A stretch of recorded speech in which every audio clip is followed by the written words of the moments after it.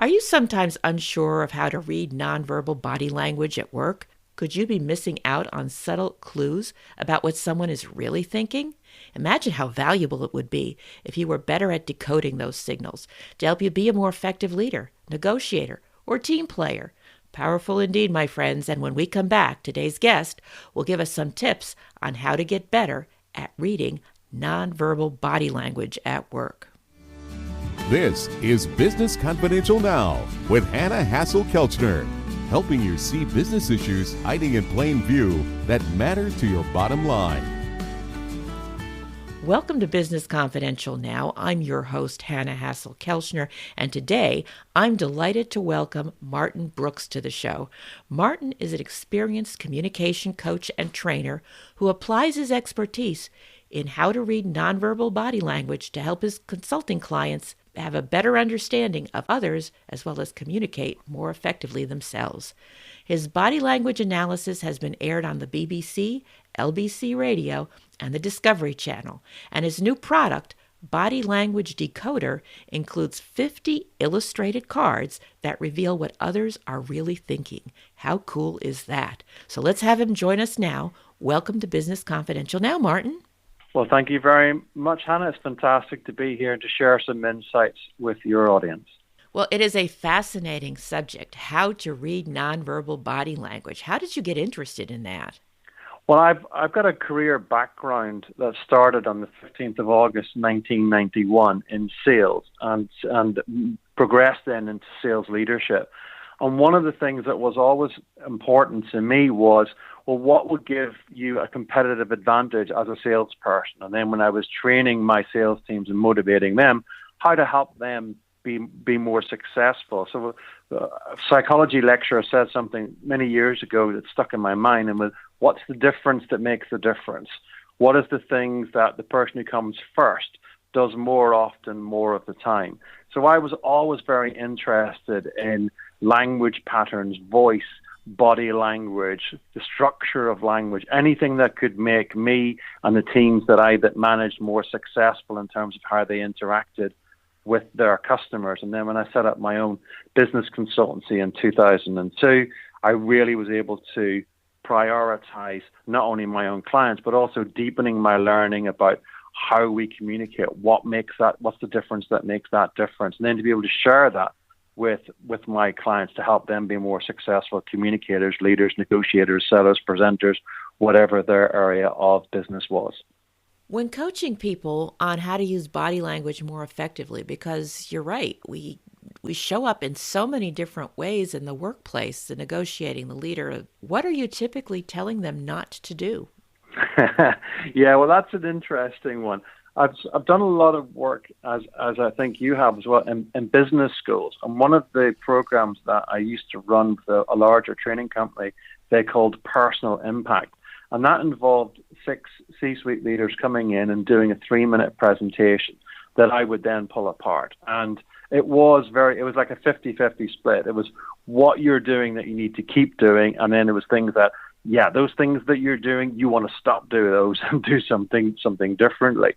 And it was very often about things that they weren't necessarily aware of, but when they pointed them out to them, it's like, I can see how that might negatively impact how other people see me. So from a senior leader who would stand with his hands in his pockets, well, what does that say to the people that you're communicating with? Do you really want to come across as that casual? And I remember him saying to me, well, there's just somewhere to go. And it's like, yes, but you're not thinking about what does that say? Eye contact, the way people even move, the way they walk into a room, the first impression they give when walking into a room and going to do a negotiation. Are their shoulders back? Are they looking at eye line when they walk? Do they give people a good, firm handshake? Particularly in the openings of interactions, be that the start of a keynote, the start of a round table meeting, or the start of a negotiation, we're communicating with our bodies long before we open our mouth and even have finished our first sentence. And those first impressions that other people form can then form what psychologists refer to as a perceptual filter, as in, this is my snapshot, this is what I think of you. And that can then color the rest of the interaction. So it's incredibly important. The big thing that I was always doing was raising people's awareness about what they might be communicating beyond the words that just come out of their mouth. And of course, to be more aware of what other people were communicating back to them from their body language as well. My goodness.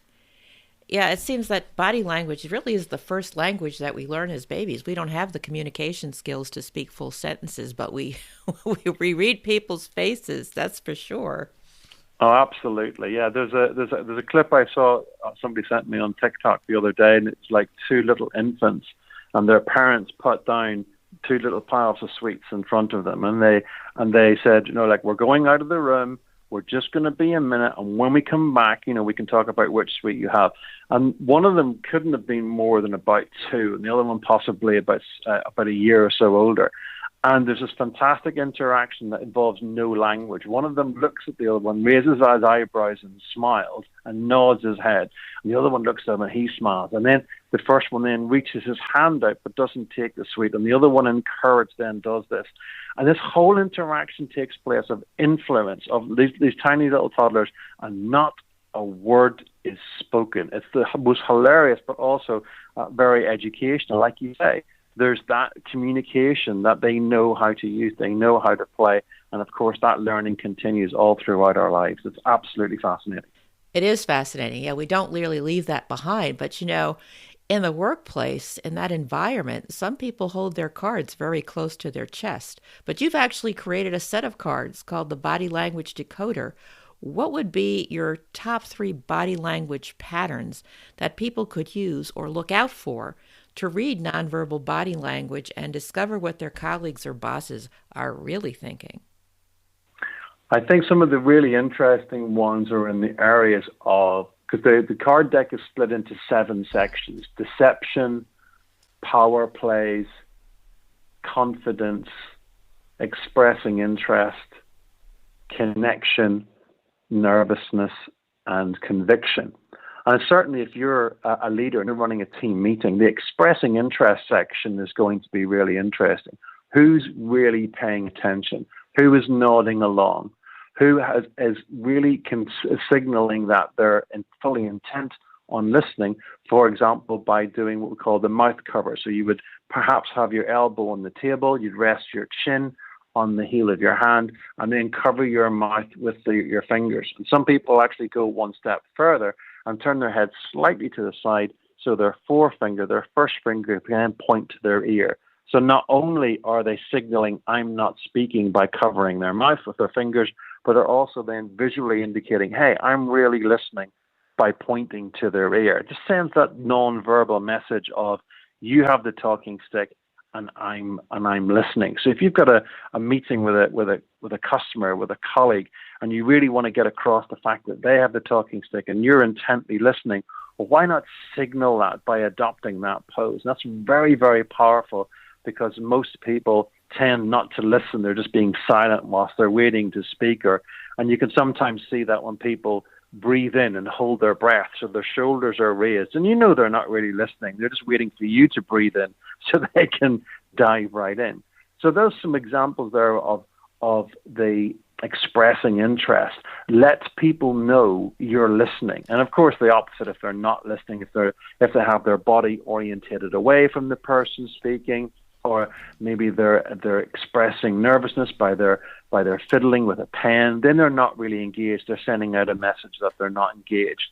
And for a manager, that's really useful if they notice people going from being engaged to disengaged. Well, what happened, or what do they need to change about their communication to get people back on board? Do they need to stop talking and ask a question? After all, there's a reason why Chris Anderson keeps TED Talks to 18 minutes, because that's the magic formula for just as the maximum for how long people can be engaged in one-way communication. So expressing interest is a very interesting section. Of course, if you're negotiating with a supplier, the deception tells could be quite interesting in terms of when you ask questions like, can you deliver on this date? Are you sure that you're going to have continuity of supply? With supply chain issues have been really prevalent in the last year or so. And you want to be listening to, yes, how do they answer that question? But like, for example, a truth slip.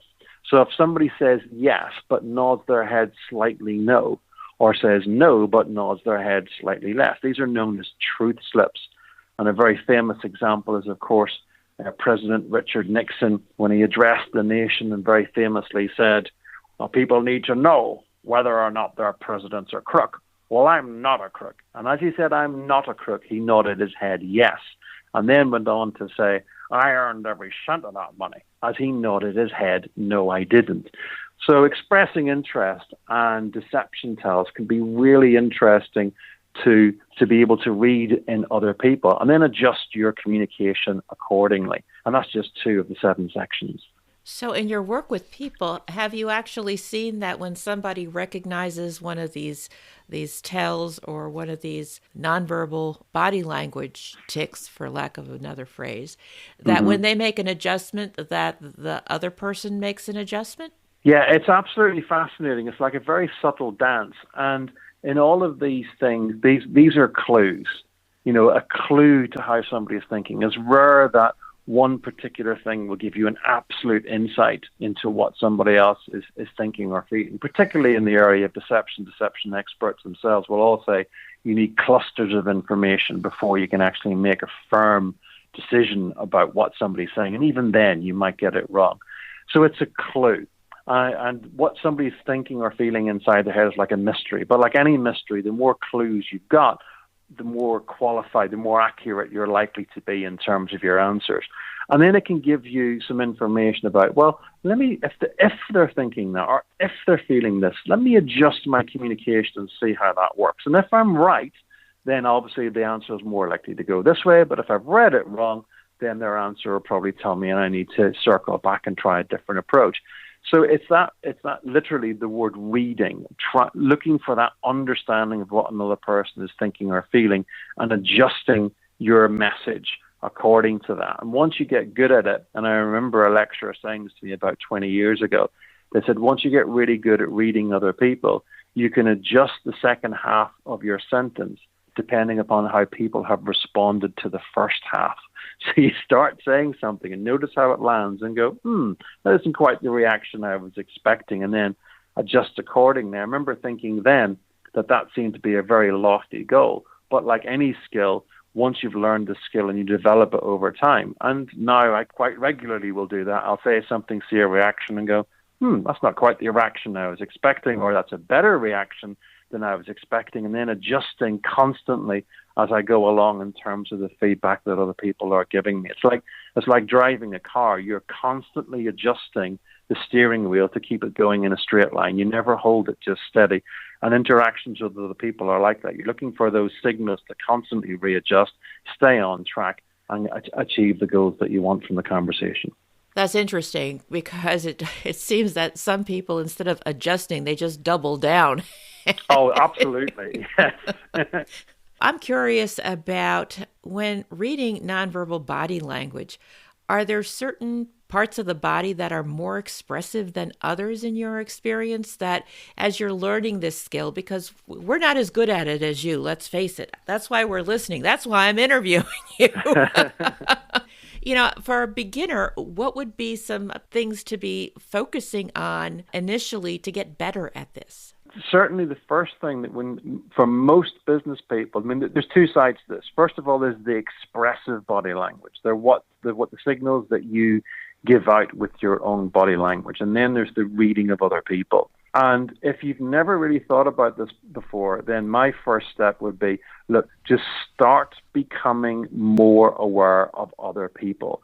Pay attention to how they respond and interact when you're speaking. The vast majority of people, particularly if it's a high-pressure business situation like a meeting or a presentation or a pitch, people tend to be very much in their own heads. They're thinking about, what have I got to say now? What am I going to say next? Or what's on my next slide? What's that fact? What's that figure? And they're very much internally focused. Now, they could have an individual or a room full of people, or more often than not, a series of screens and a Zoom call on a computer screen.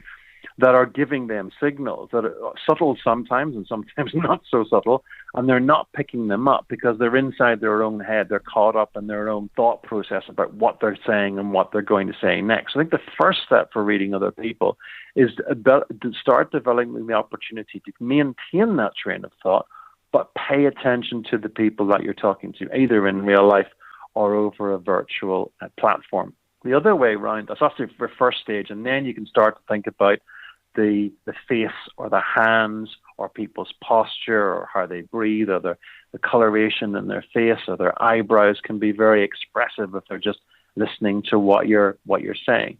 On the expressive side then, certainly I talked about your first impression. So eye contact, all the basics that are so important. Eye contact, a smile. If you are face to face and it's all COVID compliant, a good firm handshake, stand tall or sit tall. Make sure you're expressing that level of confidence in self so other people can have confidence in you. And then think about things like your hand gestures, making sure you're making the Body Language Decoder has a whole section on confident behaviors, a number of which are hand gestures, which allows people to think of you as confident. Because if you're doing confident behaviors, then people will think of you as confident. And in business, whether you're asking people for an investment or to invest their time, or so if you're asking for a team to buy into you as a leader in the vision, they need to see that confidence in order to be able to make that investment. So being aware of your more expressive behaviors and expressing confidence, if that's what's required, then that's a good start position in terms of that. So there's two sides to it. There's the expressive side, and then there's the reading side, and those are some good places to start. Good, because we all need a good starting place. But you mentioned something interesting, that you may not be in person. You may be over a Zoom call or some other type of video conferencing platform. How does that impact the amount of information and the clues that we can gather? Is there something that then heightens or needs to heighten our awareness for what's happening on the other side of the screen? Yeah, absolutely. And this is really interesting for business, because with the global pandemic and the shift to much more virtual communication, 2020 was just about survive and just about let's keep communication channels going. Let's do the basics. And I think 2021 now, and certainly into 2022, is going to be, okay, we kind of mastered just the functionality of this virtual communication. But we know it's not working as well as it could because we're having people talking about Zoom fatigue, for example. And I've got a strong personal belief that Zoom fatigue is a symptom of a non-engaging speaker, that something's happening. That the speaker is not being as engaging as they need to be in order for the other person to make it easy for them to pay attention. So I think a lot of Zoom fatigue, some of it just comes from volume. If you're doing it 8 hours a day, that's just too much. But some of it certainly comes from having to work harder to achieve the same level of engagement as you would have face-to-face. Now, why is that happening? When a number of Zoom calls or other platforms that I've seen, one thing is that if people have got their cameras off, it's very difficult for a speaker to have that same level of enthusiasm when they can't actually see somebody. So even though we're not seeing each other right now, I made a decision to pull up your LinkedIn profile, pull open your profile picture that's as big as it can be on my screen, because that helps me feel like I'm talking to a real person. And that should be, you should be able to hear that in my vocal inflection. And the fact I'm just looking at my hand, I'm gesticulating as if you were here, as if you were speaking. So the really important thing in virtual platforms is to think about how can I come across as engaging as I need to be. And certainly the use of our hands and our gestures, we need that to keep that visual level of engagement because we are not face-to-face. And I think it's an absolute disaster for anybody as a communicator to have their own camera turned off and then go, why aren't people engaged with me? Well, you've just shut off this huge channel to their brain, the visual part, and human beings are, in fact, primarily visual. And then encourage people to have cameras on, because as a speaker, you need that. And of course, you can't read any of the non-verbal behavior of an audience, be that a customer or your team or your colleagues, if you can't actually see them.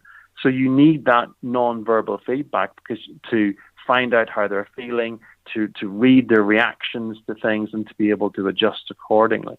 So the big things for me is about getting yourself into that mental, excited state that you need to put extra juice into to do it as well virtually as you would do in person. And make sure we don't get lazy in terms of that vocal inflection or the gestures.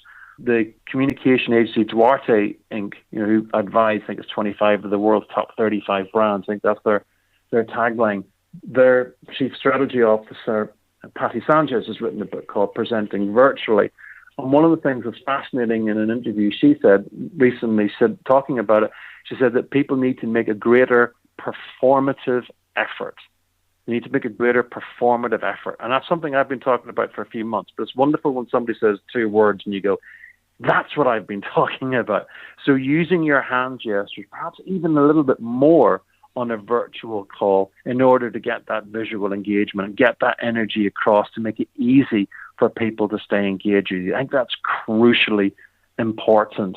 And another colleague of mine said something beautiful. He said, don't talk to the camera. Remember, you're talking through the camera to the people on the other end. Some of it's mindset as well. So some of it's the physical setup, having the visuals for yourself, and getting yourself into that, making a greater performative effort to make sure you make it easy for people to stay engaged with you so Zoom fatigue can go away. Very good, because it really is about how to keep that energy level up. And gesturing, I remember somebody once saying that just even to have a receptionist in a traditional in-office setting sound friendlier on the phone is to keep a mirror on the desk and ask them to smile as they're answering the phone, because it does make a difference in their inflection of their voice, and it just comes across as warmer, and people will be more willing to engage. So this is fabulous advice. I really appreciate it, Martin. I'm just so curious here. What type of nonverbal body language is easily misread? Oh, that's an interesting question. Well, I think very often the thing is it's not so much misread, it's that people see what they want to see and don't see what they don't want to see. It's like we've all been to presentations or keynotes, something you said earlier, that aren't working, and the person just keeps going. It's like, I don't want to see lack of engagement, so I'll just press on. I'll just ignore the nonverbal feedback that I'm getting. So that's something that you often see, an unwillingness to register what's right there in front of them. I think that's because that would mean they'd have to vary from their script. They'd have to stop. They'd have to ask a question. They'd maybe have to have a more difficult conversation that they don't want. So it's the old adage, you see what you want to see, you don't see what you don't want to see. So I think that's one of the big issues that I often see in business, an unwillingness to engage with things that they don't want to see because they want to maintain a positive, it's working, it's going really well, everybody's loving my keynote, and I'm looking around the room going, no, they're not, but you're not adjusting because you're not seeing what you don't want to see. I find that a great deal because it requires a flexibility that people haven't prepared for. You're right. They haven't prepared for it, and they're afraid that now they're going to be stammering or have to answer a question that they really don't want to answer. Yeah, for sure. Yes, definitely. I appreciate your insights on how to read nonverbal body language. I think it's something we all need to get better at, and it's useful in all aspects of our life, and I think in all of our relationships, not just in the workplace, but at home and with the people that are close to us.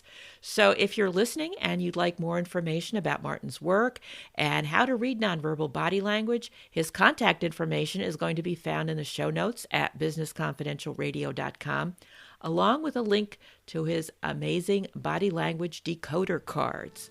I think we all need a set of those. And if you know someone who's interested in how to read nonverbal body language better, tell them about Martin Brooks's work and this podcast episode. Share the link, leave a positive review on your podcast app, or come on over to lovethepodcast.com/Business Confidential. Makes it really easy there, because this is Business Confidential Now with Hannah Hasl-Kelchner, and I thank you for listening. I hope you have a great day and an even better tomorrow.